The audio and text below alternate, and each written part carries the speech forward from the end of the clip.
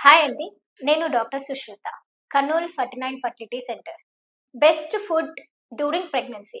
అంటే ప్రెగ్నెన్సీ టైమ్‌లలో ఏది మంచి ఫుడ్ తీసుకోవాలి అని చాలా మందికి ఎన్ని సార్లు చెప్పినా క్లియర్‌గా ఉండదు యాక్చువల్‌గా.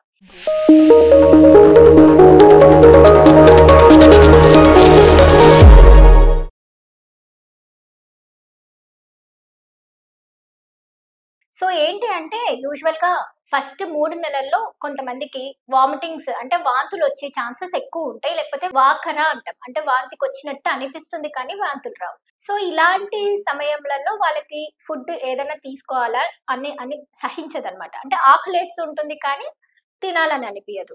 సో ఇలాంటి స్టేజ్‌లలో వాళ్ళకి ఎలాంటి ఫుడ్ ఇస్తే మంచిది?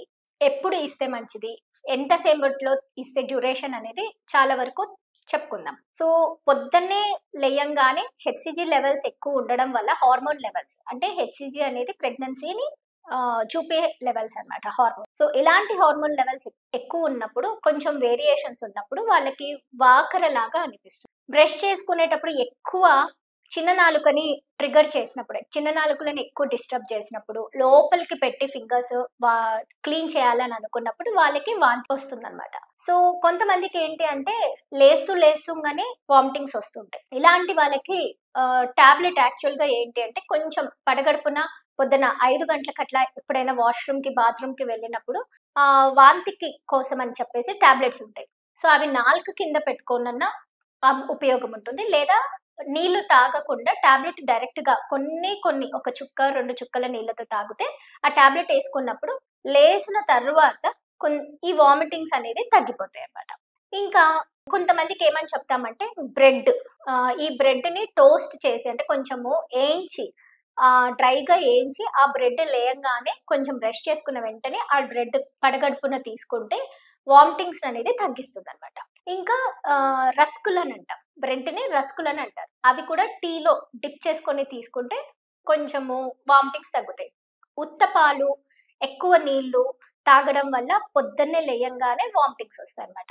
సో ఇలాంటి వాళ్ళకి పొద్దున్నే పడగడుపున పచ్చిగా అంటే సగం మాగని అరటి పండ్లు కొంచెం పచ్చగా ఆకుపచ్చగా ఉన్న బనానాస్ తింటే, అరటి పండ్లు తింటే వామిటింగ్స్ తగ్గుతాయి.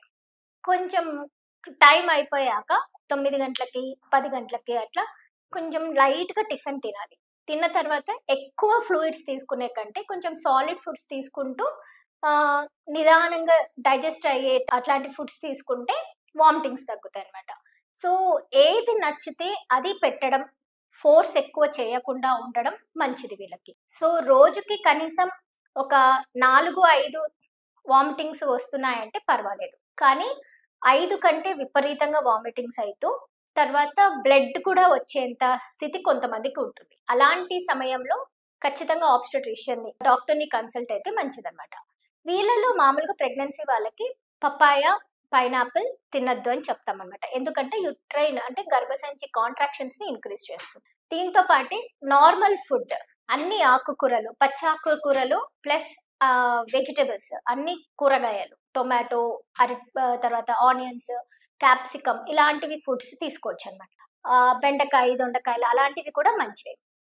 అయితే ఎక్కువ ఆకుకూరలు, ఎక్కువ కూరగాయలు తినాలి.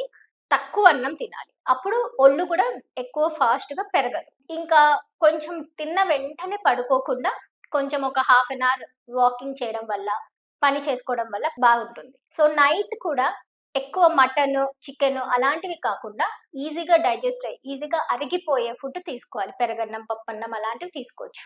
మామూలుగా వీళ్ళల్లో ఎక్కువ టిఫిన్స్ తినాలని అనిపిస్తే తినొచ్చనమాట. ఆయిల్ ఫుడ్ పూరి, గోబీ అలాంటివి తీసుకోకూడదు. పండ్ల రకాల చూసుకుంటే అరటిపండు చాలా మంది అంటే వాళ్ళల్లో ఏమైనా ఫిట్స్ ఉన్నాయి, చిన్నప్పుడు ఎప్పుడైనా ఫిట్స్ ఉన్నాయి, పేరెంట్స్‌లో ఎవరికైనా ఫిట్స్ ఉన్నాయంటే అరటిపండు అవాయిడ్ చేస్తారు.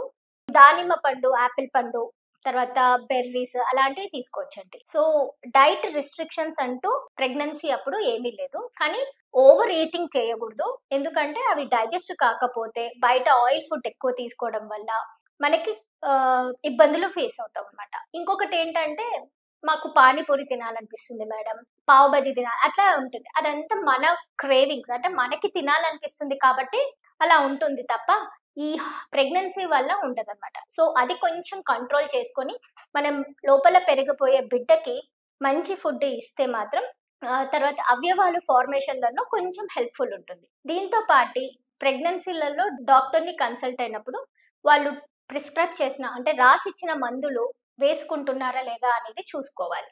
ఫస్ట్ 3 నెలల్లో ఫోలిక్ యాసిడ్ అనేది చాలా ముఖ్యం. సెకండ్ 3 నెలల్లో అంటే 4, 5, 6 నెలల్లో ఖచ్చితంగా ఐరన్ టాబ్లెట్, కాల్షియం టాబ్లెట్ ఉందా లేదా అని చూసుకోవాలన్నమాట. ఆ తర్వాత వచ్చే దాంట్లో ఐరన్ టాబ్లెట్ ఉందా లేదా? ఎందుకంటే బ్లడ్‌ని ఇంప్రూవ్ అయితూ ప్రెగ్నెన్సీని కంటిన్యూ చేస్తే కాంప్లికేషన్స్ అనేది చాలా వరకు తక్కువ ఉంటుంది. Thank you.